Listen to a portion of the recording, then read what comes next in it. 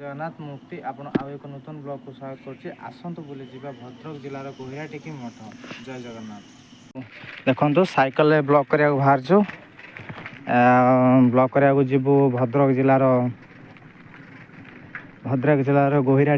ଗହିରାଟିକି। ଏହା ପୁରାଣରେ ବର୍ଣ୍ଣିତ ସେଇ ଜାଗା ଆପଣମାନଙ୍କୁ ଦେଖେଇବି। ବର୍ଣ୍ଣିତ ଗହିରାଟିକି ଦେଖେଇବି। ଗହିରାଟିକି ଟେମ୍ପଲ।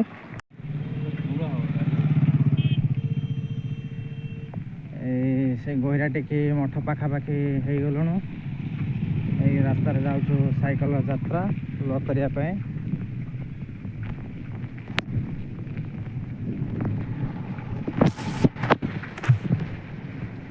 ଆଉ ସେଇ ଗହିରାଟିକି ପାଖାପାଖିରେ ଆମେ ପହଞ୍ଚି ଗଲୁଣୁ। ସେଇ ଗହିରାଟିକି ଯିବାର ବାଟରେ ରାସ୍ତା। ଏପଟେ ଦେଖନ୍ତୁ ସେଇ ପାଖାପାଖିରେ ନଦୀ ବହିଛି, ଗେଙ୍ଗୁଟି ନଦୀ, ବୈତରଣୀର ଶାଖା ନଦୀ। ଆପଣମାନଙ୍କୁ ଦେଖେଇବି ଆଉ କିଛି ସମୟରେ ଗହିରାଟିକି ମଠ ଏବଂ ମୁକୁନ୍ଦ ଦେବଙ୍କର ପ୍ରତିମୂର୍ତ୍ତି ଦେଖେଇମୁ। ଓଡ଼ିଶାର ଶେଷ ରାଜା।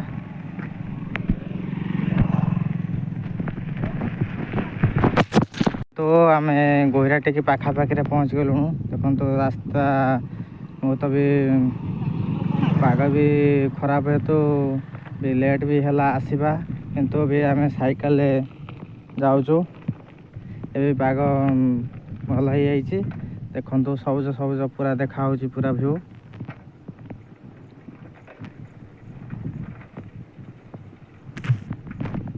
ଜାଗା ରକ୍ତ ରଞ୍ଜିତ ଗହିରାଟିକି ରାସ୍ତା, ଯାହାକି ଶେଷ ରାଜା, ଓଡ଼ିଶାର ଶେଷ ରାଜା ମୁକୁନ୍ଦ ଦେବକୁ ହତ୍ୟା କରାଯାଇଥିଲା।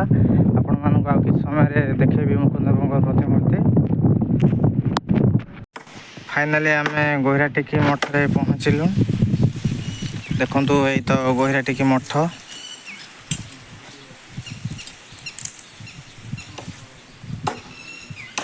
ଦେଖନ୍ତୁ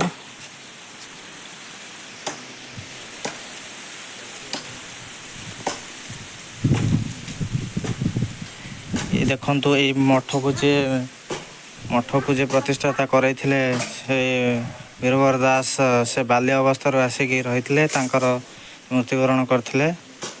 ସେ ତାଙ୍କର ପ୍ରତିମୂର୍ତ୍ତି ଏଇ ଜାଗାରେ ଅଛି। ଦେଖନ୍ତୁ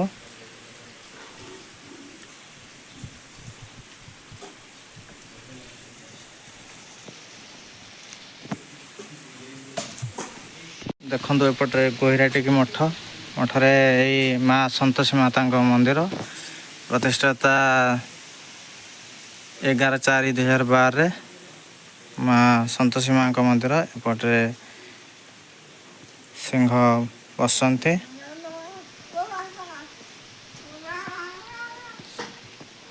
ଆପଣଙ୍କୁ ସନ୍ତୋଷୀ ମା ମନ୍ଦିର ଆପଣଙ୍କୁ ଦେଖେଇବୁ। ଦେଖନ୍ତୁ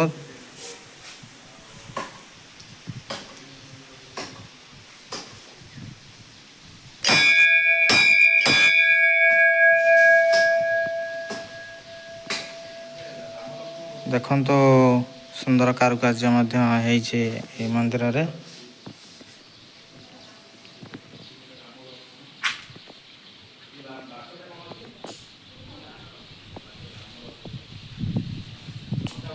ଏପଟେ ଦେଖନ୍ତୁ ତାରିଣୀ ମନ୍ଦିର।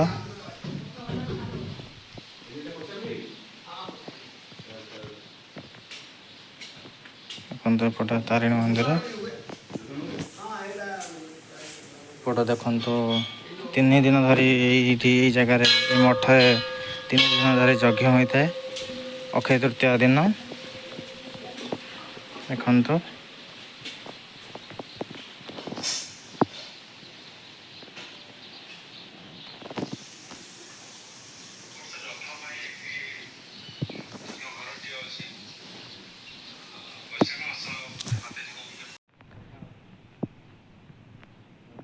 ଦେଖନ୍ତୁ ଏପଟରେ ଆମର ଗହିରାଟିକି ମଠରେ ଭଗବାନଙ୍କର କଳ୍କି ଅବତାର।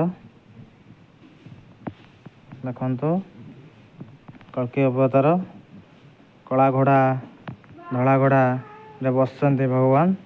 ଏପଟରେ ଆମର ଯଜ୍ଞ ବି ହୁଏ। ଏପଟେ ସଖୀ ବସିଛନ୍ତି।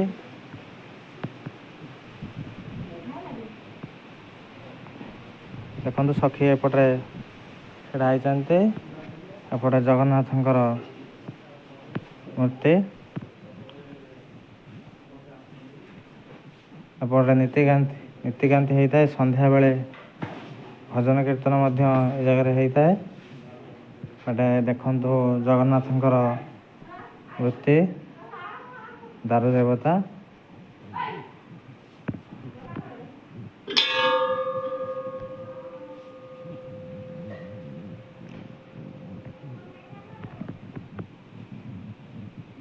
ଦେଖନ୍ତୁ ଗୈରାଟିକି ମଠର ଚତୁଃପାର୍ଶ୍ୱର ଦୃଶ୍ୟ।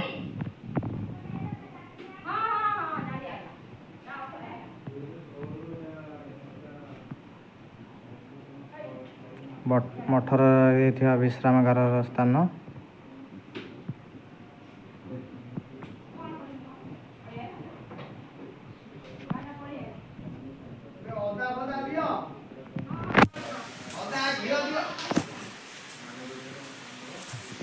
ଅର୍ଜୁନ ବୃଟ ବୃକ୍ଷ ଅଛି, ତା ବିଷୟରେ ଟିକେ କିଛି କହିବେ? ବୃକ୍ଷ ଗଛ ବିଷୟରେ ଆମେ ଏତିକି ଜାଣିଛୁ, ସେଇଟା ଅର୍ଜୁନ ଗଛ। ପ୍ରକୃତରେ ଯେଉଁଟା ଗଛର ସବୁ ନାଁ ଅଛି ସେଇଟା ଅର୍ଜୁନ ଗଛ। ଆଜ୍ଞା ସେଇଠି ଆମର ମହାବୀର ହନୁମାନ ସ୍ଥାପନ ହେଇଥିଲେ।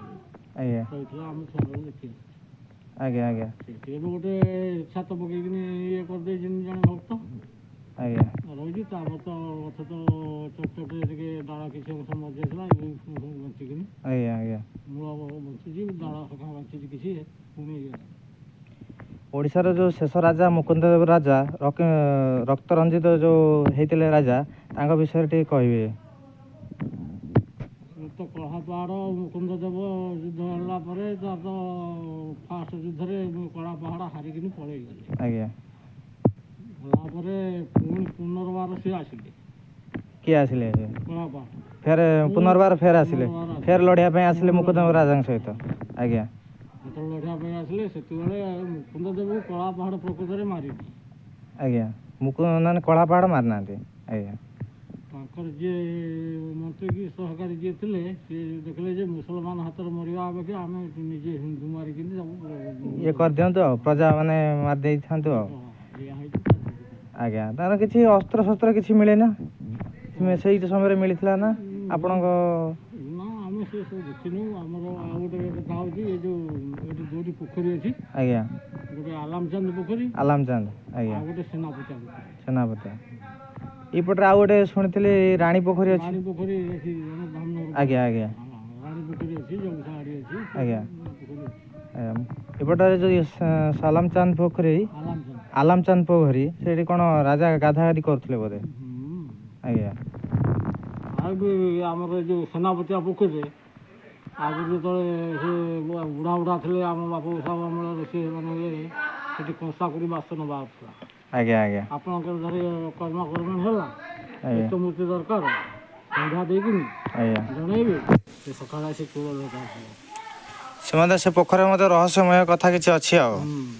ବୁଝିଲେ? ଆଜ୍ଞା ଆଲାମଚାନ୍ଦ ପୋଖରୀରେ ଆଉ ନା ସେନାପତିଆ ସେନାପତିଆ ପୋଖରୀ। ଆଜ୍ଞା ଆଜ୍ଞା ସେ ଆଲାମଚାନ୍ଦ ପୋଖରୀରେ କିଛି ରହସ୍ୟମୟ ନାହିଁ କିଛି? ହଁ ଥିବ। ଆଜ୍ଞା ଆଜ୍ଞା ଆପଣ ଯେତିକି ଜାଣିଛନ୍ତି କହିଲେ ଆଉ। ଆଜ୍ଞା ମନ୍ଦିର ଭିତରେ ଅଛି, ପ୍ରତିଷ୍ଠା ହେଇଛି ସେ ମନ୍ଦିର, ଆଜ୍ଞା ବି ପ୍ରତିଷ୍ଠା ହେଇଛି।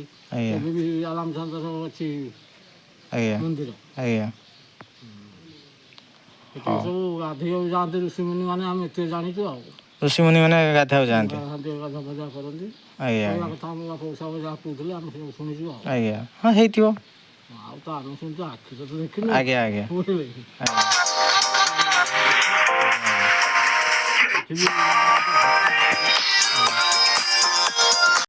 ଯୋଉ ଟିକେ ମନ୍ଦିର ବିଷୟରେ ବା ମଠ ବିଷୟରେ ଟିକେ କିଛି କହିବେ ଟିକେ, ଇତିହାସ ବିଷୟରେ? ମଠ 25 ବର୍ଷ ହେଲାଣି ନା, 1710 ମସିହା ପାଖରୁ ମଠ। ଆଜ୍ଞା ଆଉ ମନ୍ଦିର 25 ବର୍ଷ ହେଲାଣି। ଆଜ୍ଞା ଯଜ୍ଞ 25 ବର୍ଷ ହେଲାଣି। ମାନେ ଅକ୍ଷୟ ତୃତୀୟା ଦିନ ଯଜ୍ଞ ଆରମ୍ଭ ହୁଏ। ଆଜ୍ଞା ଆଉ 3 ଦିନ ଯଜ୍ଞ, ରଥ, ଆଜ୍ଞା ଆଉ ସମଲେଇ ପୂଜା, ସମଲେଇ ମାଙ୍କର ଦିନେ ଗୋଟେ ପୂଜା, ଆଜ୍ଞା ଆଉ ଆମର ମହାପୁରୁଷ ଯେଉଁ ସୀତାରାମ ମହାପୁରୁଷ ଅଛନ୍ତି ତାଙ୍କର ଗୋଟେ ଦିନ ପୂଜା। ଆଜ୍ଞା ମୁଁ କାଳେ ଜାଣିଛି ଏଇଠି ଯୋଉ ଭାସମାନ ପଥର କାଳେ। ହଁ ସେ ପଥର ଅଛି। ସେଠି ପଥର ଅଛି ଗୋଟେ ଆଜ୍ଞା ସେ ପଥର ଉପରେ ବସିକି ମହାପୁରୁଷ ଯିବା ଆସିବା କରନ୍ତି। ଯିବା ଆସିବା କରନ୍ତି। ଆଜ୍ଞା ଆଜ୍ଞା। ଆଉ ସେପଟେ ମୁକୁନ୍ଦ ଦେବଙ୍କର ପ୍ରତିମୂର୍ତ୍ତି ମଧ୍ୟ ଅଛି। ମୁକୁନ୍ଦ ଦେବ ଅଛି ହତ୍ୟା ହେଇଥିଲେ ଯୋଉ ତାଙ୍କର ଅଛି ଆଜ୍ଞା ଆଜ୍ଞା ପ୍ରତିମୂର୍ତ୍ତି ଅଛି। ଆଜ୍ଞା। ଆଲାମଚନ୍ଦ ପୋଖରୀ, ଆଲାମ ସେନାପତିଆ ପୋଖରୀ, ଆଉ ରାଣୀ ପୋଖରୀ କାଳେ ଏଇଠି ରାଣୀ ଜାଗାରେ? ପୋଖରୀ ଗୋଟେ ଧାମନଗର ଅଛି। ଆଜ୍ଞା ଆଜ୍ଞା ଏଇଆ ଆଜ୍ଞା ବାବା ଆମେ ତ ଆଉ ଏତେଟା ଗବେଷଣା କରିକି ଆଜ୍ଞା କହିପାରିବୁନୁ। ଆଜ୍ଞା ଯେତିକି ମନେ ଅଛି ସେତିକି କହିଦେଲେ। ଆପଣ କହିଦେବେ ଆଉ। ହଁ ଆଉ ମନରେ ଏଇ ଯୋଉ ବୃକ୍ଷ ଅଛି କାଳେ ସେ ଗଛରେ ପତ୍ର କାଳେ କହଳେ ନା ସେଇ କି ବୃକ୍ଷ ସେଇଟା? ସେଟା ଅର୍ଜୁନ ବୃକ୍ଷ। ଆଜ୍ଞା ସେ ବିଷୟରେ ଟିକେ କହିବେ ଅର୍ଜୁନ ବୃକ୍ଷ ବିଷୟରେ। ଅର୍ଜୁନ ଗଛ ମୂଳରେ ହନୁମାନ ଅଛନ୍ତି। ଆଜ୍ଞା ଆଉ ତା ବିଷୟରେ ଆମେ ଜାଣିନାହାନ୍ତି। ତା ଚଡ଼କ ମାରିଲେ କଣ ହେଲା ସେ ଗଛ ମରିଯାଇଛି। ଆଜ୍ଞା ଅଧା ଅଛି ଅଧା ମରିଛି ଆଜ୍ଞା ଏଇଭଳିଆ ଆଉ। ଓହୋ। ଆଉ ଏଇଠି ସବୁ ଆଉ ଯେ ସବୁ ମାନେ ରହୁଥିଲେ ସେ ସବୁ ଅଛନ୍ତି ନା? କେହି ନାହାନ୍ତି 3 ଜଣ ଆମେ ମାତା ଯାଉଛୁ। 3 ଜଣ ଆପଣ ଅଛନ୍ତି ଆଉ। ଆଜ୍ଞା ଏ ସନ୍ଧ୍ୟା ବେଳେ ଏଇଠି ଭଜନ କୀର୍ତ୍ତନ ହୁଏ ଆଉ। ହଁ ସନ୍ଧ୍ୟାବେଳେ ଛୁଆମାନେ ଯଦି ଆସିଲେ ତ ଭଜନ କୀର୍ତ୍ତନ ହେଲା ନହେଲେ ଆମେ ଚରଙ୍କର ବସିନୁ ଆଉ କ'ଣ। ଆଜ୍ଞା ଆଜ୍ଞା ନୀତିକାନ୍ତି ମଧ୍ୟ ହୁଏ? ହଁ ହଁ ନୀତିକାନ୍ତି ଏଇ ଦିନରେ ହୁଏ ଫେରେ ବି ଯାହା ଗାଧୁଆବେଳେ ନୀତି ହୁଏ। ଆଜ୍ଞା ଆଉ ସକାଳେ ଆମର ବାଲ୍ୟଭୋଗ ରାତିକି ବାଲ୍ୟଭୋଗ ଆଜ୍ଞା ଆଜ୍ଞା ଆଳତି। ଆଜ୍ଞା ମୁଁ ତ ପାରୁନାହିଁ କୋଉଠୁ ଆଣିବି କରିବି। ଆଜ୍ଞା ଏଠି ତ କିଛି ସରକାର ସାହାଯ୍ୟ ନାହିଁ ଯେ ଠାକୁରଙ୍କ ପାଇଁ ସରକାର ମଧ୍ୟ ବି ସାହାଯ୍ୟ ନାହିଁ। କିଛି ନାହିଁ। ଆଜ୍ଞା ଆମକୁ ଭତ୍ତା ଦେଇଛି 1000 ଟଙ୍କା ମିଳୁଛି ଆଉ ସେ ଗୋଟେ ଦିନର ଖର୍ଚ୍ଚ ଆଉ ଆଜ୍ଞା 5 କିଲୋ ଚାଉଳ। ଏଇ ଯୋଉ ଆମର ଏପଟେ ଏ ଯୋଉ ଯଜ୍ଞ ହୁଏ କେବେ କଣ ଯଜ୍ଞ ହୁଏ? ବୈଶାଖ ମାସ ଅକ୍ଷୟ ତୃତୀୟା ଦିନ ଯଜ୍ଞ ଆରମ୍ଭ ହେବ। ବୈଶାଖ ମାସ ଅକ୍ଷୟ ତୃତୀୟା ଦିନ ଯଜ୍ଞ ହୁଏ। ହଁ 3 ଦିନ। କେତେ 3 ଦିନ ଯଜ୍ଞ ହୁଏ? ବହୁତ ଆଡମ୍ବରରେ ହୁଏ ଆଉ। ହଁ ହଁ ବହୁତ ଲୋକ ହୁଅନ୍ତି। ଆଜ୍ଞା ଆଜ୍ଞା କୁଆଡୁ ସବୁ କୁଆଡୁ ମାଗଣା ସବୁ। କୁଆଡୁ ସବୁ ଲୋକ ଆସନ୍ତି? ବହୁତ ଆଡୁ ଲୋକ ଆସନ୍ତି। ସେ ଆମ କାହିଁ ସୁନ୍ଦରଗଡ଼ କାହିଁ ଏଟା କ'ଣ ମନରେ ପଡ଼ୁନି ଭୁବନେଶ୍ୱର ଖୋର୍ଦ୍ଧା ଯାଜପୁର ଯାଜପୁର ସବୁଆଡ଼ୁ ଆସନ୍ତି। ଆମର କଟକ ଇଆଡେ ସବୁ ସବୁଆଡ଼ୁ ସବୁଆଡ଼ୁ ବହୁତ ଆଜ୍ଞା ଆଡ଼ୁ ଆଜ୍ଞା ଲୋକ ଆସନ୍ତି। ନା ଓଡ଼ିଶା ସାରାରୁ ପ୍ରାୟ ଆସନ୍ତି ଆଉ। ପ୍ରାୟ ଆସନ୍ତି। ଯେ ଯୋଉଠି ହେଲା ଗାଡ଼ି ନେଇକି ପଳେଇ ଆସନ୍ତି ଆଉ। ଆଜ୍ଞା ଆଜ୍ଞା ହଉ ନାରାୟଣ ଦାସ ବୋଲି ଥିଲେ। ଆଜ୍ଞା ଏଠି ସୀତାରାମ ଦାସ ଥିଲେ। ଆଜ୍ଞା ନାରାୟଣ ଦାସ ପଠେଇଲେ ଯାଅ ସୀତାରାମକୁ କହିବ ମୋ ପାଖକୁ ଆସିବ। ଆଜ୍ଞା ସିଏ ଆସିଲେ ବାଘର ତା ତେଲ ଆସିଲେ ବାଘର। ଇଏ ବସି ଦାନ୍ତ ହଉଥିଲେ ଏଇ ପଥର ଉପରେ। ଆଜ୍ଞା କହିଲେ ବାବା ପଥର ଚାଲ। ସେ ପଥର ସେ ଗଲେ। ପଥରରେ ଆପେ ଆପେ ଚାଲେ ଆଉ। ହଁ ଆପେ ଆପେ ସେ ଯେତେବେଳେ ଗଲେ ଆଜ୍ଞା ସେଠୁ ସେ ଯୋଉ ନାରାୟଣ ଦାସ କହିଲେ ବାବା ମୁଁ ତୋ ପାଖରେ ହାର ମାନିବି। ଆଜ୍ଞା ଯେହେତୁ ମୁଁ ତୋତେ ଜୀବ ଉପରେ ମୁଁ ଯାଇଛି ଆଜ୍ଞା ତୁ ନିର୍ଜୀବରେ ଆସିଛୁ ଆଜ୍ଞା ତୋର ବହୁତ ପାୱାର। ଆଜ୍ଞା ସେ ହାତ ଦେଇଛି। ହଁ ଆଜ୍ଞା ଆଉ କିନ୍ତୁ ମଠ ହଉଛି ବଡ଼ ମଠ ହଉଛି ସିଏ ଆଜ୍ଞା ଇଏ ହଉଛି ଐତିହାସିକ ପୀଠ ଆଜ୍ଞା କିନ୍ତୁ ସେଟା ହଉଛି ବଡ଼ ମଠ। ଆଜ୍ଞା ଆଜ୍ଞା ଏଇଆ ପ୍ରମାଣିତ ରହିଛି। ଆଜ୍ଞା ଆଜ୍ଞା ସୀତାରାମ ଦାସ ଯାଆନ୍ତି ପିନାକୀ ଦାସ ବି ମଧ୍ୟ ଯାଆନ୍ତି। ହଁ ତାଙ୍କ ଚେଲାମାନେ ସେ ଚେଲାମାନେ ସବୁ ଯାଆନ୍ତି ସେ ପଥରରେ ଚାଲ 4 ଭାଇ 4 ଜଣ ସାଧୁ ଆସିଥିଲେ। ଆଜ୍ଞା ପଶ୍ଚିମା ସାଧୁ। ଆଜ୍ଞା ପଶ୍ଚିମା ସାଧୁ ଯଦି ଆସିଥିଲେ ଏଠି ଜଣେ ରହିଛି କାଞ୍ଜିଆପାଳରେ ଜଣେ ରହିଛି ଆମର ଏଟା କ'ଣ ରେ ଦାସ ମଠ ସିଦ୍ଧେଶ୍ୱର ପିନିକି ଦାସ ମଠ ପିନିକି ଦାସ ମଠ। ଦାସ ମଠ ଆଜ୍ଞା ଆଉ ଦାସ ମଠ ଏଠି ଗୋରାଟିଗିରି ମଠ ସେଠି ହଉଛି କାଞ୍ଜିଆପାଳ ମଠ ଆଉ ଗୋଟେ ହଉଛି ଧାମନଗର ପାଖରେ କ'ଣ ହେଟା ନା ଏଟା ଆମର ଏଇଟା ସାତକାଠିଆ ମଠ। ସାତକାଠିଆ ମଠ। ଆଜ୍ଞା ସାପକାଇଆ ମଠରେ ତାଙ୍କ ନାଁ କ'ଣ ମୋ ମନେ ପଡୁନି। ଆଜ୍ଞା ଆଜ୍ଞା କହିପାରିବିନି। ଆଜ୍ଞା ଏଇ ତ ଆଉ ଏ 3 ଜଣଙ୍କ ନାଁ ମନେ ରହିଛି ତା ନାଁ ମନେ ନାହିଁ। ଆଜ୍ଞା ଦେଖନ୍ତୁ ଭଗବାନଙ୍କର କଳ୍କି ଅବତାର ଏପଟେ ବି ଭଗବାନଙ୍କର ନୀତିକାନ୍ତ ବି ଚାଲିଛି।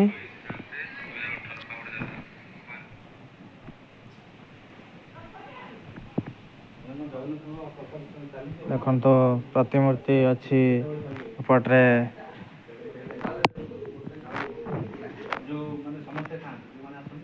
ପ୍ରତିମୂର୍ତ୍ତି ସୀତାରାମ ଦାସଙ୍କ ପିନାକୀ ଦାସ ଏବଂ ବନବିହାରୀ ଦାସ ଏଇ ଭାସମାନ ପଥରରେ ଯିବା ଆସିବା କରନ୍ତି।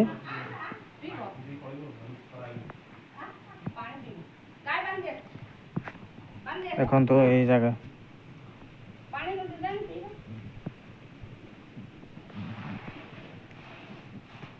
ଦେଖନ୍ତୁ ଗହିରାଟିକି ବାହୁଡ଼ା ଯାତ୍ରାରେ ଏହା ଉଦ୍ଘାଟନ ହୋଇଥିଲା। ମାନ୍ୟବର ବିଧାୟକ ଧାମନଗର ଶ୍ରୀଯୁକ୍ତ ମୁକ୍ତିକାନ୍ତ ମଣ୍ଡଳଙ୍କ କରମଣ୍ଡଳରେ।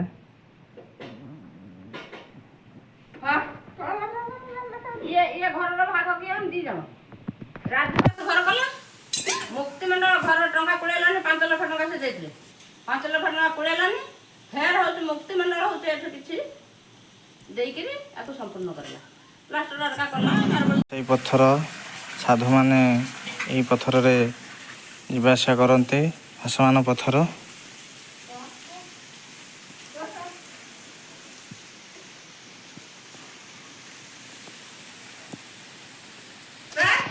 ଫାଇନାଲି ଆମେ ମୁକୁନ୍ଦ ଦେବଙ୍କର ଶେଷ ରାଜା ମୁକୁନ୍ଦ ଦେବଙ୍କର ପ୍ରତିମୂର୍ତ୍ତି ପାଖରେ ପହଞ୍ଚି ଗଲୁଣୁ।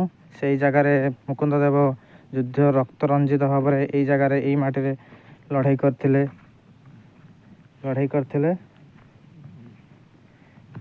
ଦେଖନ୍ତୁ ମୁକୁନ୍ଦ ଦେବଙ୍କ ରାଜାଙ୍କର ପ୍ରତିମୂର୍ତ୍ତି ଦେଖନ୍ତୁ।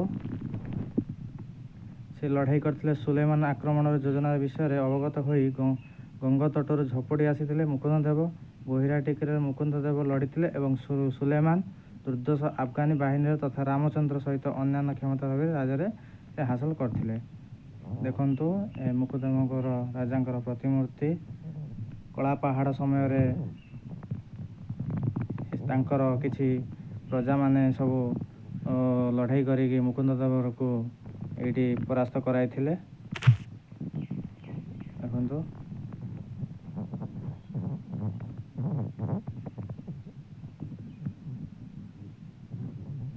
ଶେଷ ସ୍ୱାଧୀନ ରାଜା ସେ ଏରିଆ। ଦେଖନ୍ତୁ ଏ ତ ଅର୍ଜୁନ ବଟ ବୃକ୍ଷ।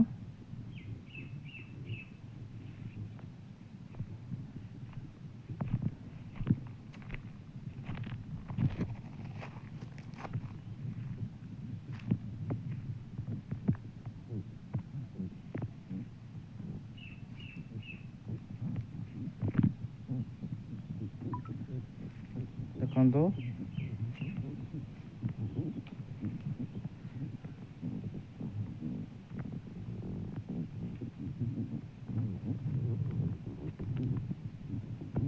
ଏଇ ଅର୍ଜୁନ ବଟ ବୃକ୍ଷ ପାଖରେ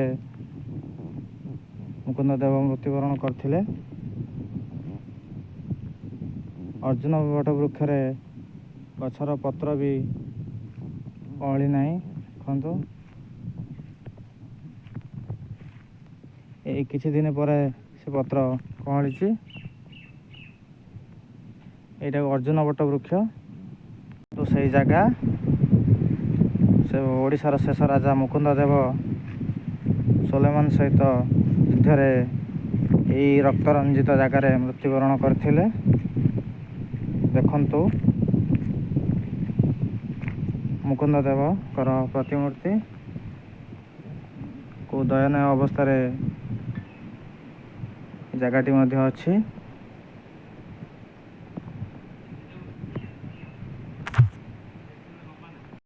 এই ଦେଖନ୍ତୁ ଗୋହିରାଟିକି ମଠ ପାଖରେ ଅର୍ଜୁନ ବଟ ବୃକ୍ଷ। ଏଇ ଆମର ହନୁମାନଙ୍କ ମୂର୍ତ୍ତି ଯେଉଁ ପୂଜା ପାଉଛନ୍ତି ଏ ପୁରାତନ କାଳରୁ। ଏଇ ଦେଖନ୍ତୁ ସେପଟରେ ମୁକୁନ୍ଦ ଦେବଙ୍କର ପ୍ରତିମୂର୍ତ୍ତି ଅଛି।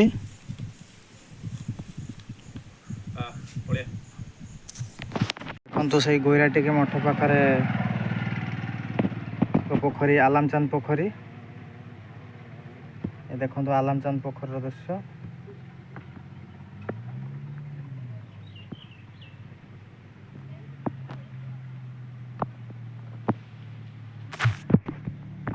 ଦେଖନ୍ତୁ ସେଇ ଅର୍ଜୁନ ବଟ ବୃକ୍ଷ। ପୁରାତନ କାଳରୁ ଏଇ ବୃକ୍ଷ ରହିଛି ସେଇ ଗୋହିରାଟିକିଟାରେ।